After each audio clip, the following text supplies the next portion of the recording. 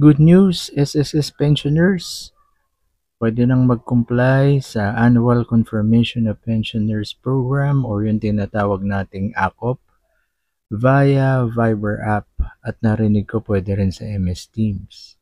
Kaya malaking tulong ito sa ating mga pensioners para din na lumabas ng bahay lalo na sa panahon ng tag-init. Napakainit ngayon. Alam mo kung paano? Kung hindi pa, syempre, tulong ako, pasimplihin natin. Ayan. Narito ang mga piling SSS branch kung saan maaaring mag-ACOP VC via Viber. Pakitingnan na lang po ang inyong mga location.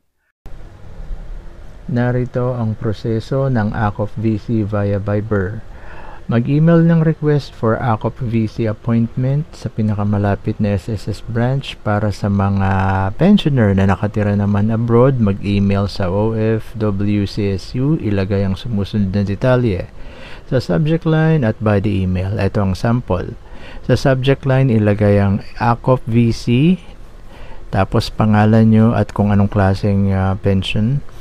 In this case, death survivor. Tapos, ito yung body. Ang importante ay yung preferred date and time at saka yung SSS number.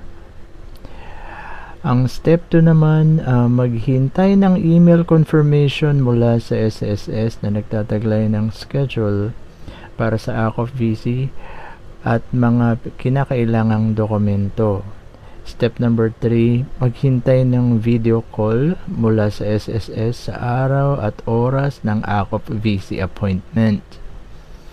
Step number 4, sagutin ang mga tanong sa online interview at magpakuha ng photo na nagsasagawa ng video conference na hawak ang inyong pensioner's ID card. Step number 5, maghintay ng email notification mula sa SSS tungkol sa approval ng ACOP compliance at sumunod na reporting period. Tandaan, ang scanned copies ng mga karagdagan at iba pang supporting documents kung kailangan ay ipadadala sa pamamagitan ng corporate email ng SSS branch na nagsasagawa ng interview pagkatapos ng video conference. So, simpleng-simple lang. Ito makakasave tayo ng time para ang ating mga pensioner ay hindi na lumabas. Kasi lalo na sa panahon ngayon, napakainit. So, ito malaking tulong sa ating mga pensioners. Ayun, ganun lang po kasimple kung paano po mag-update ng ating ACOP via Viber or MS Teams. Ganito po ang mga klase ng video na aking ginagawa ang makatulong sa ating kapwa sa simpleng pamamaraan. At kung ito po ay nakatulong sa inyo, kayo po ay mag-subscribe, mag-like, mag-comment at i-share na rin para makatulong po sa iba nating mga pensioners, di ba? Para hindi na rin sila lumabas.